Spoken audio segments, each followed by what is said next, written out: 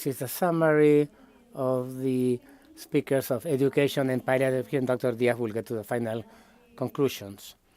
We have to remember that in Uruguay, Dr. Basso, at the country level, there's a slide missing. Dr. Basso talked about training of health workers. In Uruguay, there's a national program and a society for palliative care. In 1985, with the first activities and the legal framework that established obligations and rights of the users. In 2015, palliative care includes health objectives throughout the course of life. The strategic objectives to improve health access throughout the entire life course.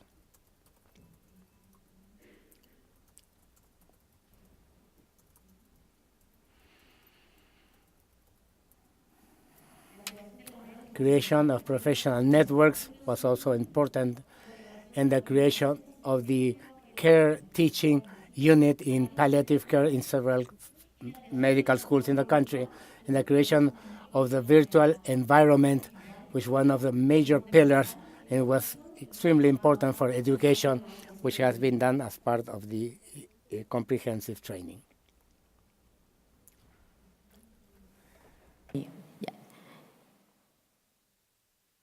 Ay, no sé dónde estoy apretando. Ahí. Dr. Wenk, in his presentation from Argentina, why did we have undergraduate palliative care training, but in Latin America 5% have access to palliative care, and the World Health Assembly indicate that this should be done in the undergraduate level. And in 1993, the importance to include palliative care in undergraduate, and this with Dr. De Lima and Dr. Tania Pastran, the initiative with transformation of the system. This is what was promoted. What he mentioned as competence.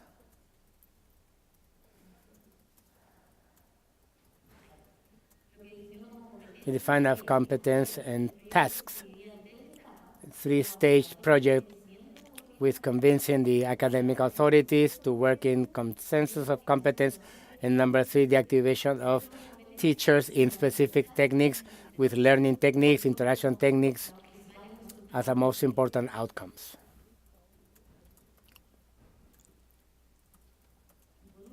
And finally,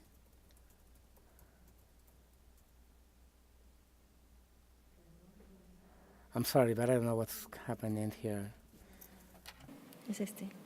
Ah, eso no me decía. Este, ya, perfecto. Dr. Forte from Brazil mentioned that the people in Brazil, we saw the disadvantages in terms of education and palliative care. There's a different distribution throughout the services in the country. And there's some challenges for postgraduate training. Of the 27 states, only 9 have residency in palliative medicine. There are specialized courses, but this specialization was mentioned that the quality is questioned, and we need policies to regulate this. And now Dr. Elizabeth Díaz will offer the final conclusions of this module.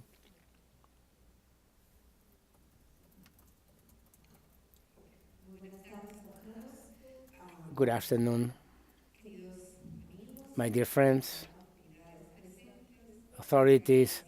We would like to thank on behalf of the Peruvian palliative community to the organizers, Dr. Tania Pastrana, Dr. Liliana Lima, Dr. Joao de Silva, and Mr. Beards.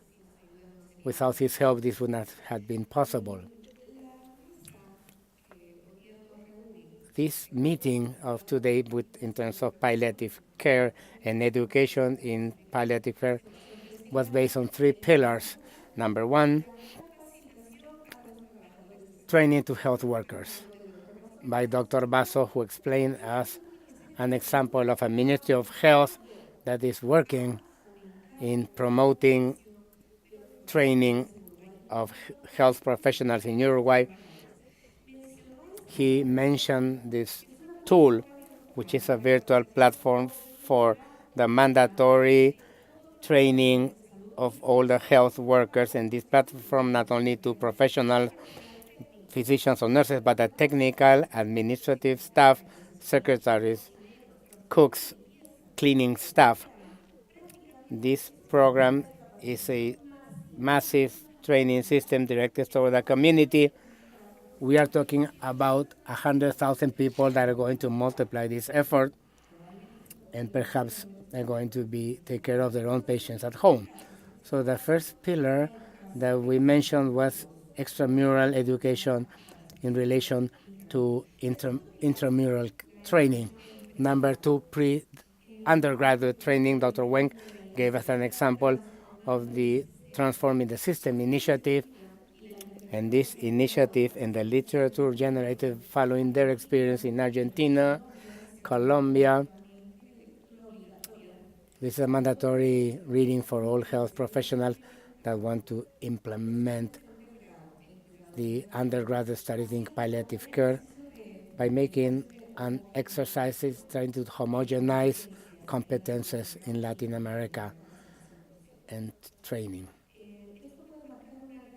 This can make a major difference in the physician that graduates in our countries, that in our region is characterized by having technical competence that may become them good professionals from the technical point of view,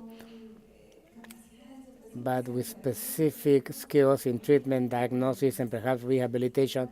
However, we are not prepared for managing the patient that's going to die. And this makes these professionals to go literally to war without any weapons.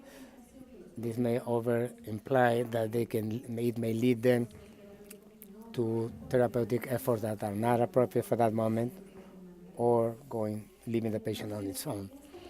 So this undergraduate training does not only provides basic tools to solve low complexity problems in terms of symptoms, but also soft competences, which are those competence of relationship, emotional competence, ethical, so important in our specialization.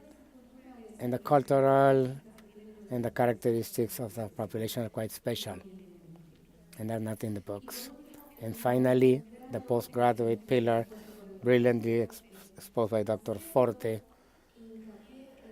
highlighting what we should aspire as a region. Subspecialty. He gave an example of specialties that have 1 year duration with a residency system at the university, which was in 9 states in Brazil. He also commented about the training short term of less than 18 months, that as opposed to the residency that's going to provide the students with capacity of solving high complexity problems, not only at the hospital or the hospice or the home. People in areas such as ours, where we are limited conditions, by doing this short training, which include diploma courses, master degrees, etc., many of them can be a good quality, and some could have specializing characteristics, but most of them do not comply necessarily with quality, sacrificing quality to financial interest. Finally, I think that the conclusion we have for the whole day, and those of you who were working yesterday, palliative care is a possible solution. And apart from the social and healthcare problem, which is insufficient, which is centralized in the large countries, with budgets which might not be withstand to provide. This is why education is a solution. Not implementing education both in the community is currently negligence. Thank you.